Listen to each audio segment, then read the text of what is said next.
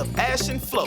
This is Unbillable Hours, a podcast about professional services marketing. Stick around to listen to our insights, tips, and best practices to improve your firm's marketing and even your career.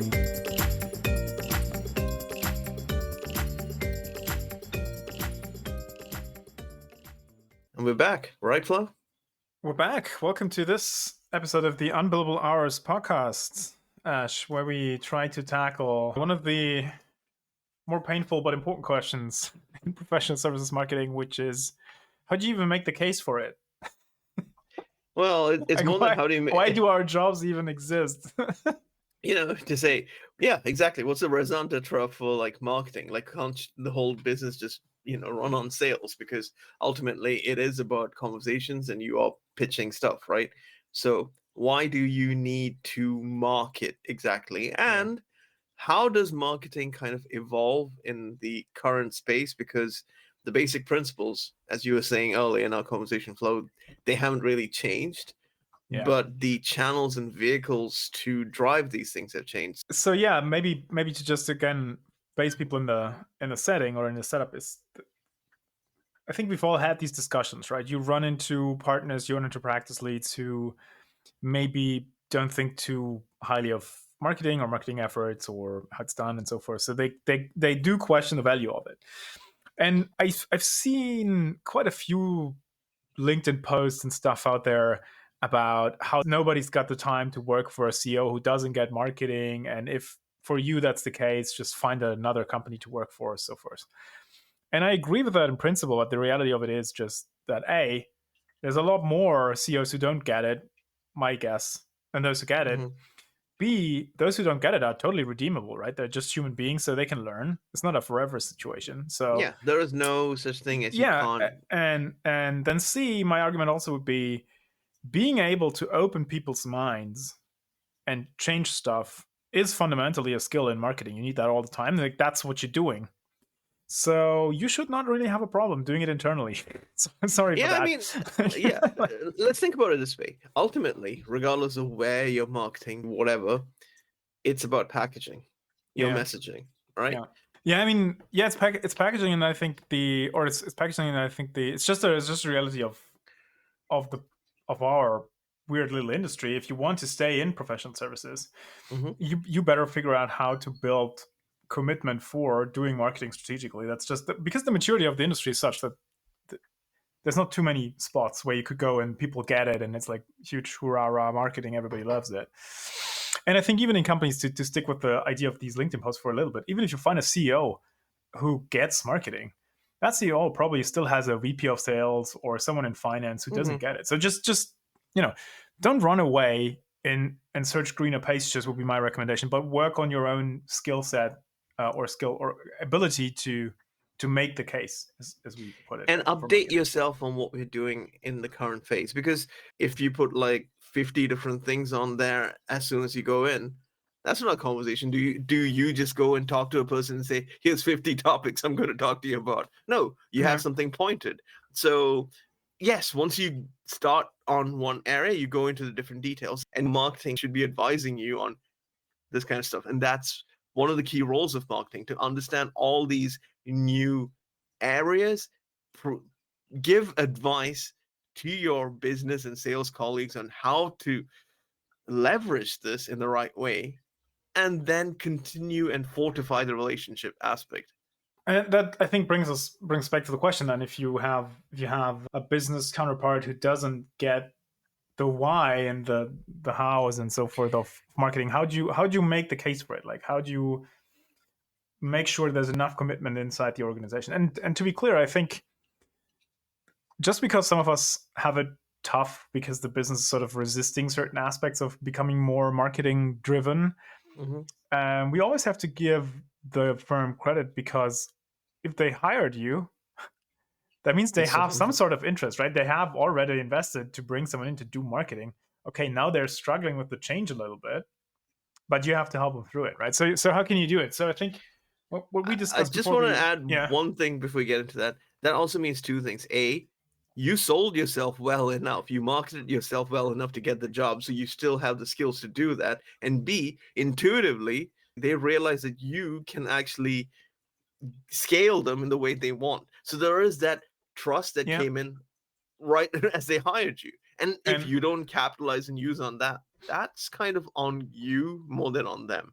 It is on them, but mostly on you. That's I mean that's a nice way of framing it, really. And I think that's also a good starting point, or but it's not sufficient, right? So you have to have some sort of method or some sort of way to then continuously make the case for marketing. And I think Ash and I discussed about some way of doing it. So I think we want to have conversations about 3 questions first. So 3 types of conversations, and then we want to do a 4th thing, which we can get into at the end of it. But I think the first thing we have to do is the first conversation that is probably worth having early on is to seek out the business decision makers and have a conversation about whether or not they think the current business development model, whatever that looks like, let's say it's more sales-led, it's driven by the partners and their Rolodex, right, and networking and so forth. So have a conversation about whether or not they think it's working. That's the first question I need answered. I'd like to interrupt just for this one bit. I agree with that point completely, but I think before that, you also need to understand where they want to go. Like what you're talking about is the vehicle, but if you don't understand where they want to go and their vision, it's hard to like.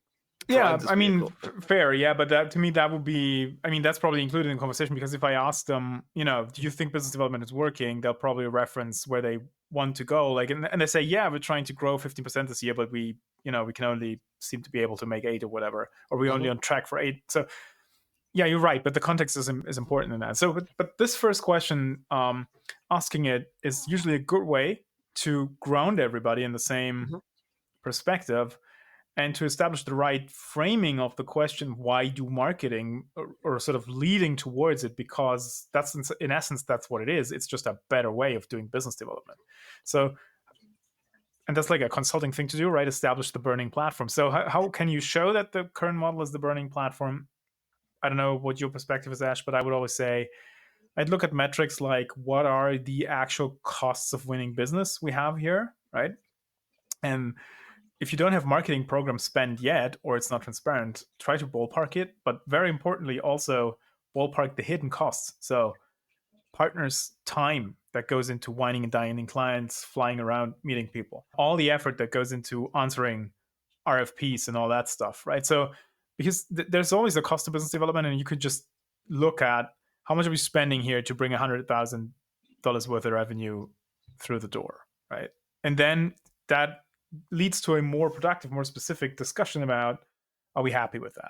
The second, another parameters, and we've talked about those in previous episodes, is you can look at how much time does it take for us to, if someone comes to us, wants to buy, how much time do we spend until that becomes a deal, and then also revenue, like these types of things, these type of data, that's a good alleyway.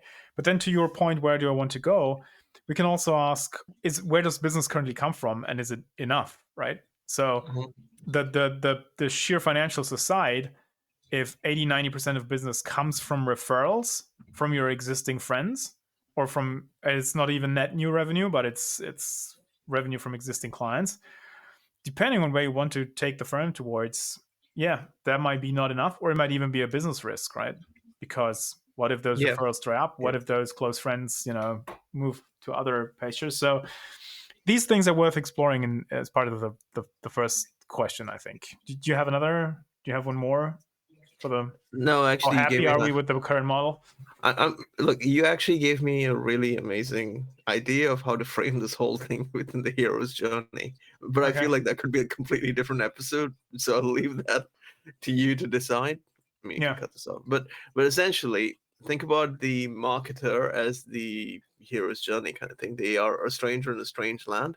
So it's interesting, because the way I looked at it differently, I thought the firm or the business guys are the hero, and they have to go on the journey, and the marketing people they're multiple. They are sort of so they are Luke Skywalker, and we are, what's his face, Obi-Wan Kenobi or Yoda, right? We have to help them along, but the first step is to make them realize they have a problem, and that's where you have to the how happy are we discussion. By the way, if you have those conversations and you find out everybody's tremendously happy, you can park this idea of marketing transformation for a little bit, because obviously there's no pain to be resolved, right? But or it becomes a different discussion about how much better could we be And do we even want to be better than that? But that's a different scenario. It's a different topic where I'll just say that you could come into a role for three reasons. One, you could come in to drive change.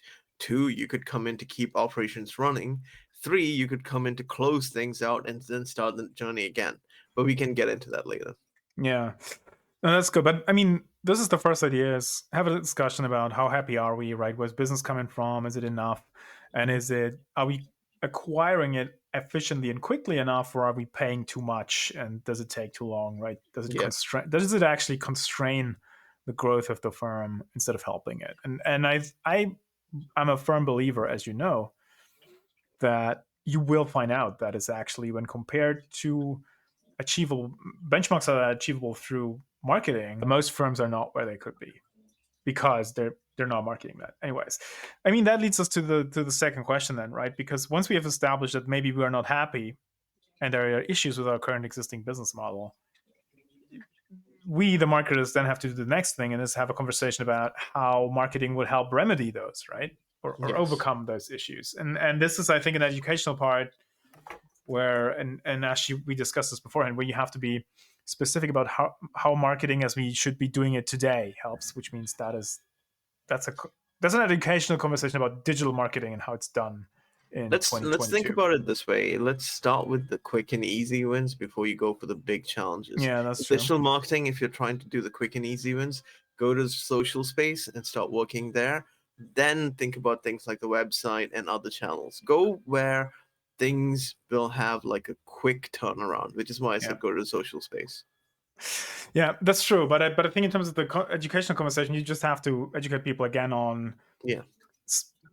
I think it's good to de-escalate and sort of be very clear about, and you said this before, that the principles of engagement stay the same. So selling consulting services, as our friend Costas said, still is very much about finding friends and involving them into interesting discussions so that trust gets built. And then when they're ready to buy, they can come to you and say, hey, I need help with this, because you've established your expertise in the conversations. And I mean, that has always been the model, and it continues to be that. We're not changing any of that.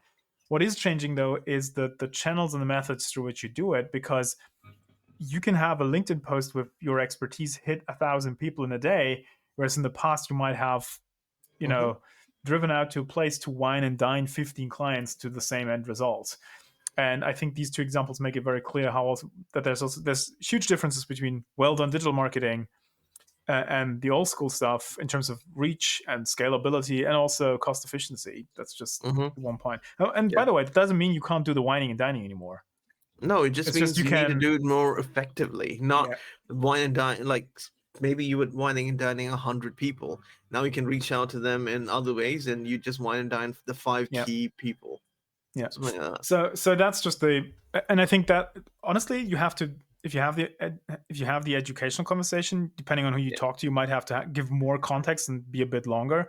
But in essence, what digital marketing means is you can now, for almost for cheap, have engagement and conversations at a large scale. And that's it. That's the difference, right? You couldn't do that before. Yeah. You could do mass media communications before, right? By a TV ad, but that's just you shouting and there's no feedback. Or you could have real and engaging conversations with actual people, but you have to go somewhere in person and do it physically, and with digital as a third way, and that's much more scalable and efficient. And that's the change, right? And you have to make the best use of that. I don't know if that's it. And then, did you have anything to add? I don't know. I think that was fairly straightforward. There's not much to add. The whole thing is, don't stuff your messaging. Yeah. Don't stuff the channels, and don't stuff like your stakeholders with millions of ideas. Just focus on the key things. Always think about a principle of like 3. And if you in terms of what you want to do, and also think about like the 70-30 or 80-20 principle, where maybe you just need to focus on that small percentage of what you want to do first, and then keep building on that. Yeah. Which that's the perfect segue to the third question, right? Remember, of the 3 conversations we want, the third conversation of the 3 we want to have, which is once we have discussed, do we like our current model, yes or no. We have hopefully have determined, no, we don't like it, we need to improve it. We have explained how digital marketing will help improve that. Now it's time to discuss exactly what you said, which is what are the steps we'll take now, the next quarter, the next 8 to 12 months, right, to begin shift towards more marketing driven biz dev in our own company. And this is exactly this conversation about the points you just touched upon, because I think these are very valid questions. Is, okay, are there any quick wins we could get, and how will we get them?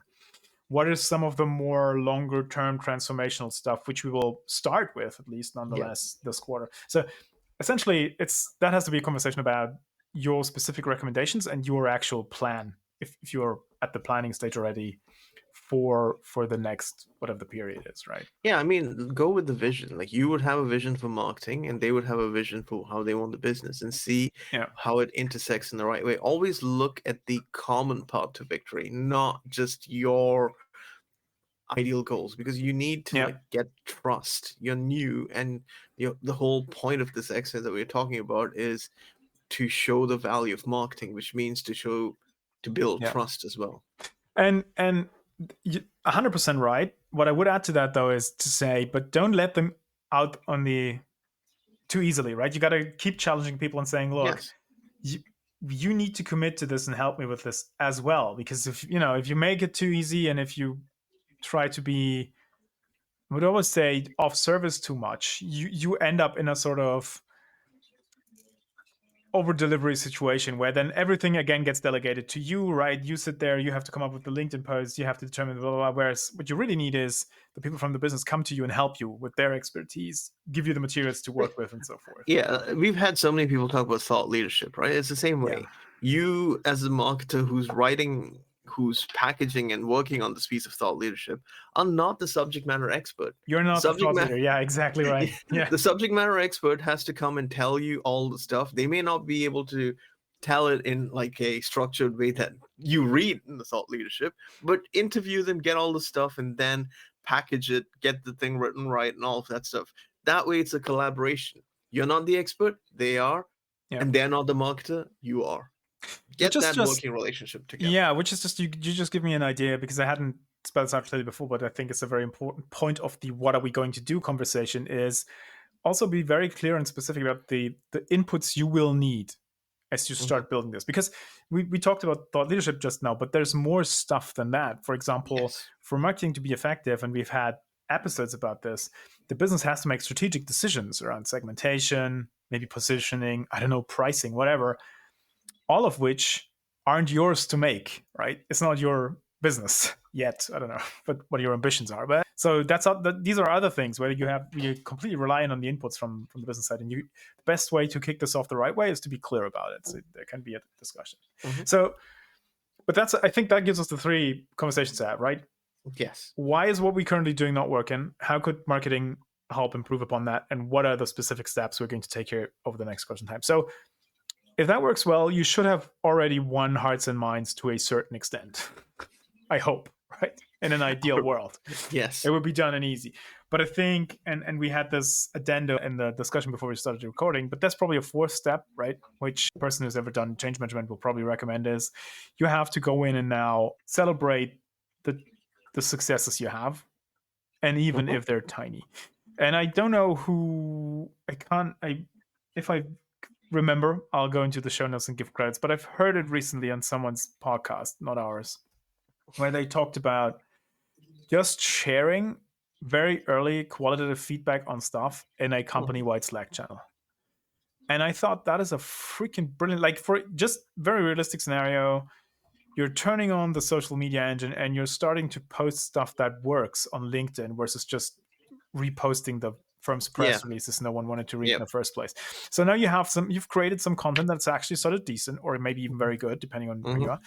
And it's beginning to work. Like, that is something you would totally put and just hammer it in that Slack channel. Look at Tuesday's post. It's getting 6x the reach and engagement of what we typically do, right? Because that in itself, of course, isn't proof of the worth of marketing or the ROI on hiring you and having you build the strategy, but it's sort of a drip feed. What you do is you establish a drip feed that shows people this is working, this is working, this is working, which, back to your point, Ash, that's how you build the trust over time. Because do that for 2 months and people will be like, yeah, they know what they're doing here. There's like I hear good news about that stuff like every week. I don't know exactly what they're doing, but I could go in there and look because they're oversharing. And a lot of it seems to be okay, right? So that is the fourth thing I mentioned at the beginning, is have those 3 conversations. And then as you start, keep them going by feeding people updates on what you're doing and how it's working. Because like, if you're a practice leader, marketing stuff is like 2% of your agenda per week, if that, right? Yes. So they will not even forget. It's just not as much of a priority. It is for themselves as it is for you. So having this constant reminder makes sure that in those 2% of the time you get, they get a clear picture of, oh, this is working, which that'll help reinforce the case, I think. So, Flo, do you want to like summarize for our listeners? Yeah, the 4 points basically, because you've been mentioning. We said so how do you make the case for marketing? You have 3 conversations. First you establish why the stuff we're currently doing isn't working. Like, what are the issues we see? We being the business, because now you're talking to their problem, no longer to your perspective and solutions. Then next you educate them on how will marketing help remedy this, which is also your way of explaining what marketing actually is these days and how it's done in high level terms, right? Not too much detail, but still. And then you can talk about what are the specific steps you are going to take to help the company embrace that type of marketing you just explained, right? Very practical and tactical, maybe. And then fourth step, continue. Keep it going and just find some mechanism to update people constantly and share and celebrate the tiny wins to build momentum. I think that's another important one. And on that note, that is a really good place to close for this week. We can close. I have just one last question for you, Ash, to put you on the spot. Like, let's say listener goes through all these motions and still find themselves working at a place that still doesn't get it. Is that then a recommendation to move? It probably is. It's a recommendation to move. Like, it's actually 2 things. Do great work elsewhere. Forge something there, or if you're not able to forge something there and they're still not listening to you, use the time to optimize everything that you're running so that it can work in an automatic fashion while you build your own reputation on the side as a thought leader in marketing. Or use the time to find your exit opportunities and go where you're needed the most. There are multiple ways to do this, but make sure that as a marketer, you also self-realize your own values and your own ethics. Yeah. And I think that brings us back to the initial point about the LinkedIn post recommending you find someone who gets marketing. I totally get that is helpful for your overall career because it accelerates stuff, right? In some way. But and I'm not saying stick around a firm which doesn't get it and try to change them forever, right? But give it one good try in a deliberate fashion. I would always do that. And here's why. Because it helps you build your own skill of making change. And that is a very, very hard and very, very sought after skill, which people who always, abandon ship in search for the easier opportunity, they don't build that skill. And, maybe that's a thing worth considering. Anyways, I'll stop the recording here. Oh, sorry. No, go ahead. That's all good. Okay, I'll go ahead and stop, and hope you'll have a nice weekend eventually, Ash.